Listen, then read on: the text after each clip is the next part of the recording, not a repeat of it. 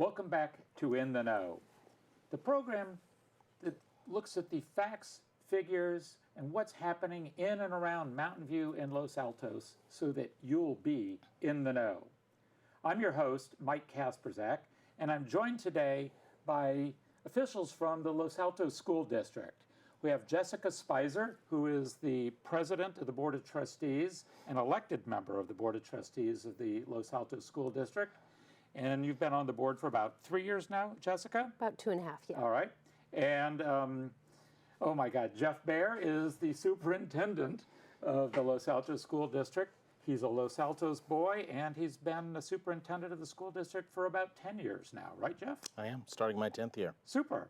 Well, thank you for coming today. And why don't we just start off, Jeff, Jessica, and tell us a little bit about the LASD and how it integrates with Mountain View.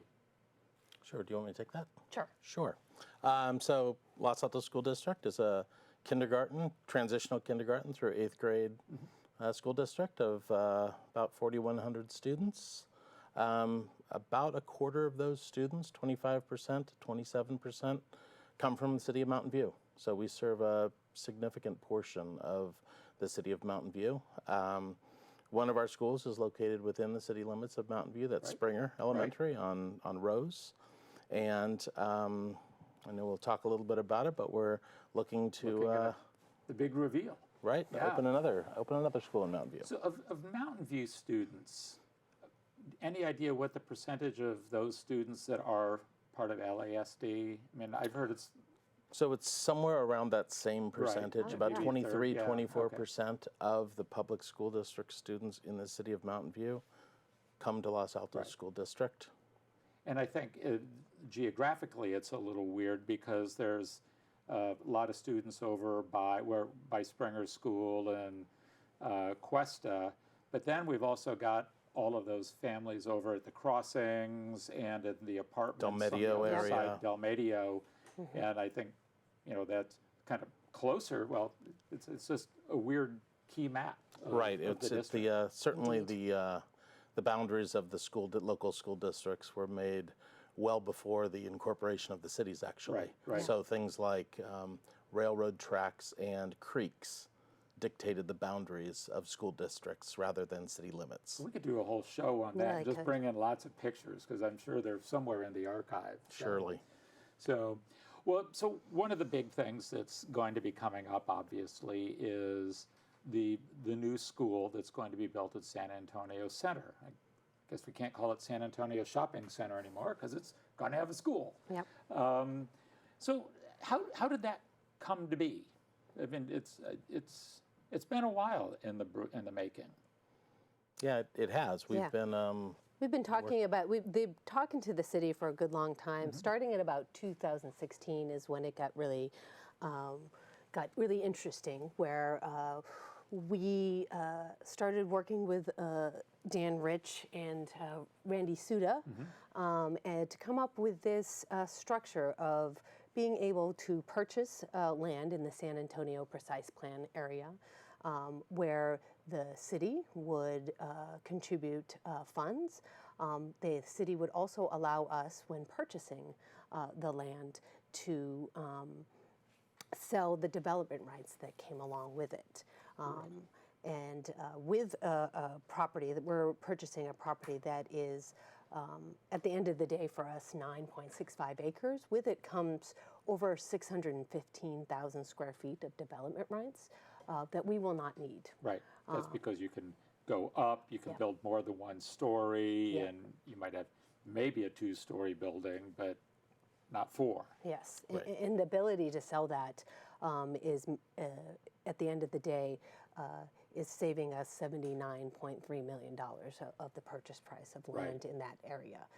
We are selling 615,000 square feet of development rights for $130 per square foot. And those are rights that developers who might be building a project elsewhere in Mountain View can sort of buy your excess rights and apply them to their project. Yes, and we got the approval from the City Council to do that, and contribution of park and lieu funds for that project too. And it's just been amazing partnership with the city. I think I saw in the paper, like the total price is around $150 million, but I mean, the school district itself only had to come up with, what, about 29, 30 million? Yeah, about 27 million. Yep. Because I think the city put in like two chunks of about 20 and then the 79, 80 from the TDRs. Yep. Right. Yeah. Creative financing. Yeah, it is. Well, Really is. I think it really is a testament to the power of two public agencies working Right. together for the common good of that community. Now, when you went out on the bond measure, what, 5 years ago now? 2014. Yeah. Was any of this concept even floating around at that time? Well, certainly not the concept of transferring development rights, right? But the idea of acquiring land to build a school was at the forefront of that campaign. Right. Yeah. Yeah. And now you've got the money to be able to build the school because Right. you Exactly. didn't have to spend it all on the land, which is incredible. Yep. So what do you, I mean, you know, I know there are people in Mountain View, probably in Los Altos as well, are thinking, wow, school in the middle of a shopping center, right across from a big movie, you know, a new movie theater and hotels, and you know, is this kind of the right environment for, you know, a school? I think it's a fair question, and we think as that neighborhood, as that precise plan area evolves over time along El Camino Real, it's going to make strong sense, because over the next couple of decades, that area will evolve. It's going to have far more housing than it has now along El Camino Real. Within that San Antonio block as well, there's going to be more and more housing added, and it's going to make good sense for there to be a school as well as a park for the residents in that Right, area. and that is one of the things that the city went in on, is the ability, is the park like dedicated park, or is it like school grounds that will double as public open space in off hours? There's two Actually, pieces. both. There's two pieces. One, 2 acres solely Mountain View Park. okay. And then our fields, Right. after hours, weekends, summer is all Right. Mountain Which View. is pretty consistent with how the Yes. city of Mountain View works with the Mountain View Wisman School District, and even with, we do have the same agreement at Springer. I Similar think that we agreement, do. Springer, and in the Los Altos school, the other Los Altos schools as well. Right. I mean, we know our campuses are schools by day and public assets, community Right. resource by afternoon, weekend, and summer. Now, I know over the years, and you know, as we've talked about building development in Mountain View, and we've had members of the board come and speak at meetings and talk about the number of people living in apartments that, you know, are impacting, you know, the Los Altos School District. Avalon Towers was probably the first one, and of course now there's the 700-unit Prometheus project that's going in, and then there'll be, another 600 units with the Gray Star project on the original site that you were looking at. Yep. I'm actually glad that all worked out, because that's going to be a good housing development. But I mean, of the Carmel villages there, are there students in the district from there? Like how many? Because we always you read in the media, oh, you know, Mountain View is ruining the school district because of all the new people moving into the new apartments. But the sense is, well, those are all They're not young ruining the engineers school that don't have district. kids yet. I mean, there are families. It's not a lot quite yet, but we definitely have families coming from that area. But I would not say that they're ruining our school district. That any student we have is a great addition to our school district. Housing, I wasn't trying to put words in. yeah. I know. Housing generates, I just want to make sure you understand. I must have read it in the Post or something. but we know that housing generates kids, and kids need schools. Right. So Yeah. we're happy to serve, Yep. and we also know from data we have on our demographics that as multi-unit dwellings age, the student yield increases. Yeah. Right? Yeah. So as all of these housing developments age, there are going to be more kids coming out of there. Are you able to sort of track the demographics? I talked to friends in Mountain View, and they talk about, all the apartments and housing over in the Dalmadio area is older, more affordable, and if a family's moving in and wants to get into the district, moving into that older housing stock is how a lot of people are doing it. And actually a lot of the growth from Mountain View proper has really been in that older sort of apartment housing over in the Dalmadio area rather than the new developments right now. Right, so I think that's accurate. Okay. Right? That, and to my point just a moment ago, as they age, they generate more children. Right. Yeah. And in terms of the new school, I mean, it's probably a little too early to start thinking about architecture, but do you think this school is going to fit the mold of, the 1960s in Los Altos district school that's been modernized over the years, or do you think this is going to be probably kind of an out-of-the-box design for the center? I think we foresee it being more out of the box. I think at this time we are beyond the 1960s ranch style school. In Mountain, specifically in that area, we can build up, and we should build up. It allows us to actually have more field space for the area to use, hopefully into perpetuity. That area needs a park badly. Yeah. Well, it needs, I remember being when I was on the council and stuff, it's really important to have a school here. When Lenny was mayor, having a school was really important. Some people began to think, and we'll get to this in a little bit, but just any school or a school for Mountain View residents, or why do you want a school there? Who's it serving? What's its purpose? And that is certainly something that the board and the administration is going to have to deal with, and we'll get to that in a second. I always, anybody, we were talking before we went on about being from Ohio, I went to a 3-story elementary brownstone school. It was like nothing wrong with climbing stairs and, watch the old room 222 and a lot of stuff happens on the stairs. So not always good. Well, I don't remember anything bad. But, so, there have been a number of ideas kicked around for what type of school should go.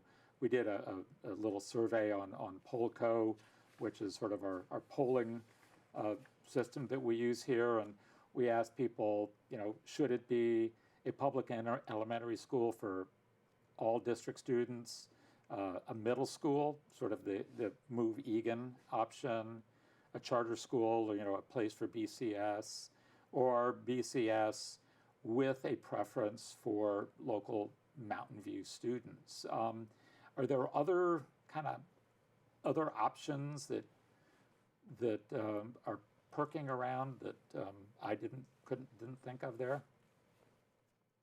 I think those are the options. The real ones, yeah.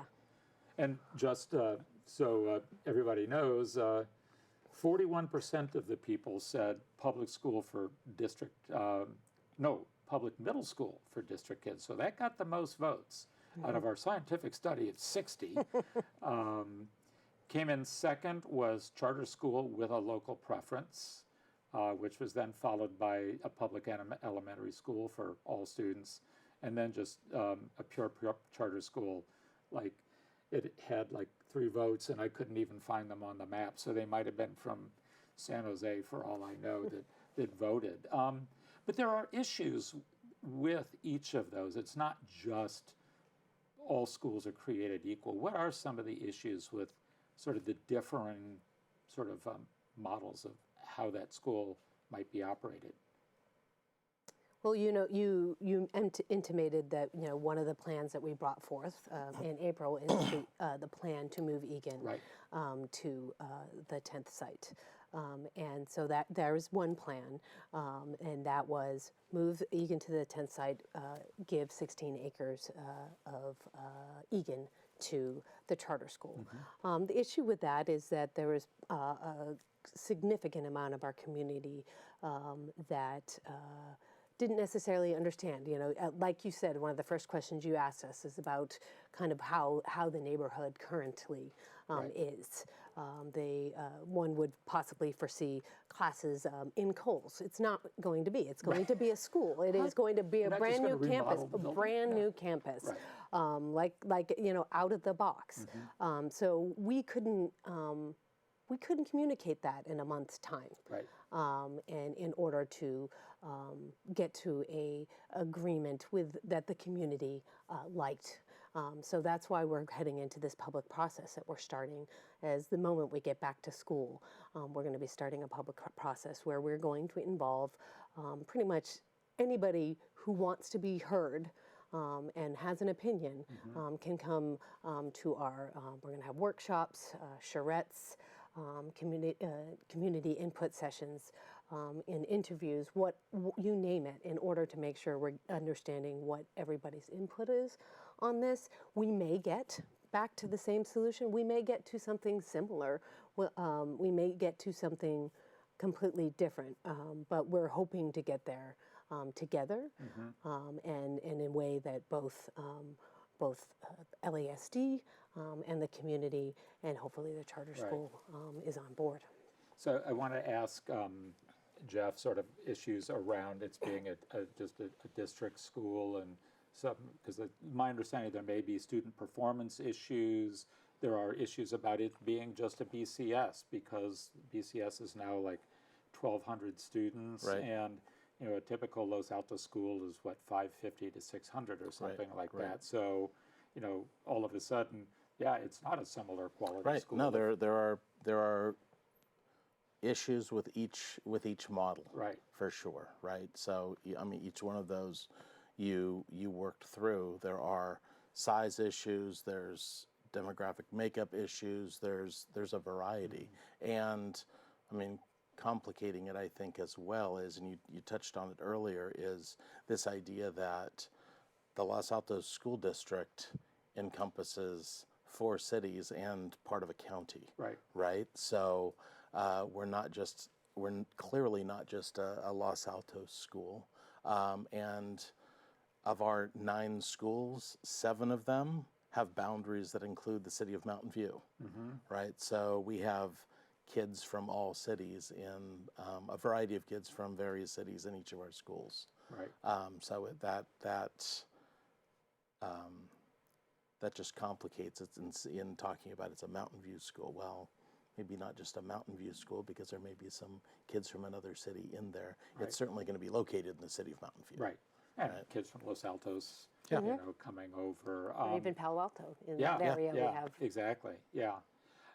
One of the things I think, and talking with you, and when I was talking with Vladimir earlier, a year or so ago, actually, when I was still on the council, I think, but talking about some of the performance issues, and I was curious if you could talk a little bit more about that, because it's a real issue, and it's hard to, give the discussion credit, like on a blurb in the Right. newspaper. I think So, simply stated is we can expect the best performance from students when we have a balanced makeup of students within our schools. okay.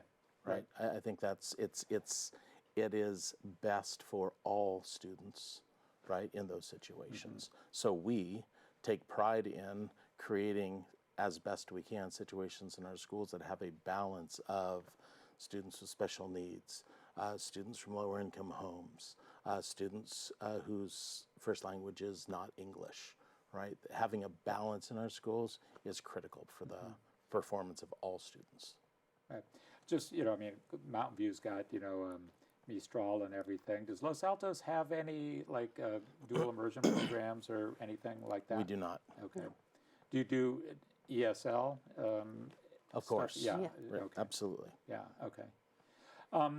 One of the things, and I do remember this when there was the big sort of kerfuffle about the I don't want to say brokered agreement, but it was sort of the plan that involved moving Egan and transferring land to BCS, and there was like a grand deal, but then it really hadn't been vetted with the community yet, and so it had to be broken back. But then reading some of the things you would see in like the Town Crier or the Post, and you start reading about, well, I don't want my children crossing El Camino to go to the school, and being a person in Mountain View thinking, well, what about our kids that have to cross El Camino to get to Covington or something like that? It's like, how do you sort of educate, parents about sort of the equities of We of all of remind that? them exactly what you said, that in fact, we have 700 kids crossing El Camino from that crossings area. And as it related to their specific issue of crossing El Camino, they're concerned with safety and saying, and we've already have commitments from Mountain View City Council that they would work with us to make sure that any sort of crossing was even more safer. Right. I think right now it is actually generally safe if you're following all the rules, but it can always, anything can be made It's hard more to safe. jaywalk 8 lanes, but Yeah, exactly. It really is.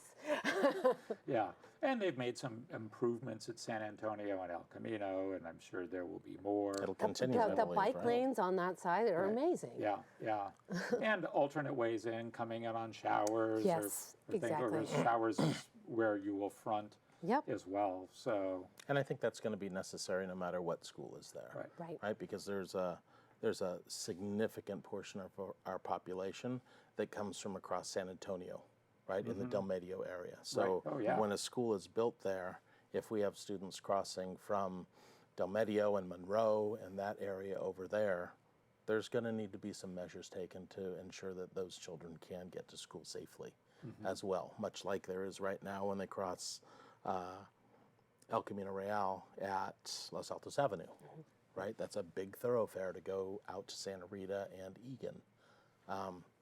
As we've talked to parents, they've expressed concerns about the parents in that neighborhood crossing that other direction, right? Crossing San Antonio is concerning to them. So, what point being, whatever the school population, wherever it comes from, there's going to need to be Right. Student safety right. considered. Oh, And it's on absolutely. our list of boxes to Yeah. check to It's make important. sure that we Right. mitigate for sure.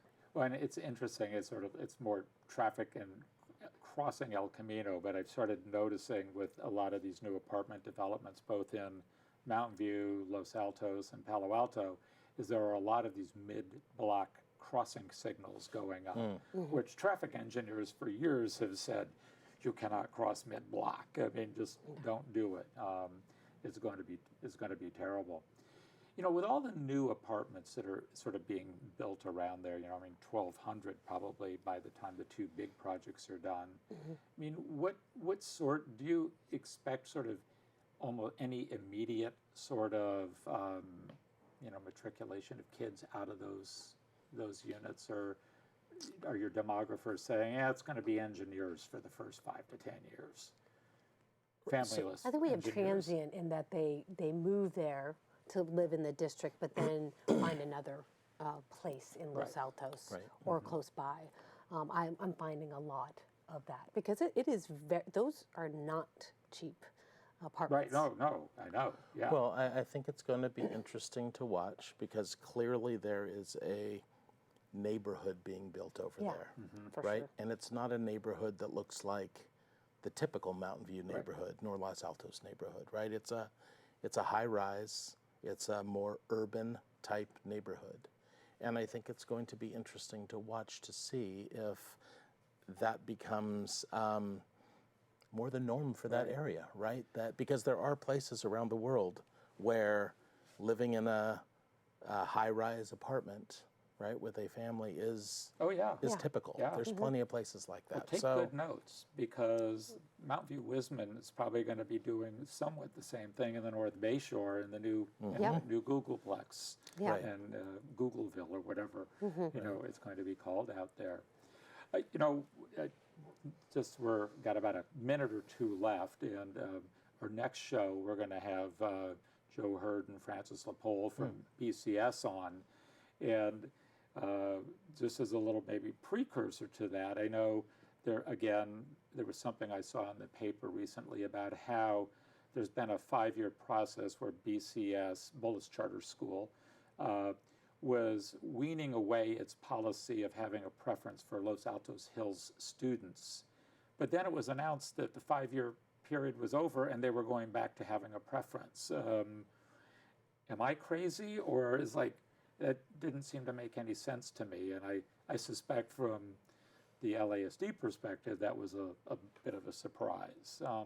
It very much was a surprise. We did not have an understanding that it was coming back. We thought, and even according to the language, we read it to, we understood it that it was not coming back, that it was phased out completely. And that was just a geographic preference. Yep. Was not going to be part of what they were doing. No, we did Yeah. not think it was coming back. And we don't believe it should come back. We believe that it should be an equitable distribution of LASD students. We're providing facilities for them. It should mirror our district as much as possible. That's great. Any last words, Jeff? We've reached the witching hour, so. No, we just look forward to what lies ahead in developing a school to serve that neighborhood. We're excited about that. We're certainly thankful to the City of Mountain View for partnering with us to make that happen, because it is a unique opportunity that's been developed, and I think it's one we should all be proud of. Well, thank you both for being here. I told you it would go fast. There's Yes. more to talk about, but we could do it again someday. All right. Thanks again for coming. All right. And Thank thank you. you all for watching this episode of In the Know. I'm Mike Kasperzak. Good day.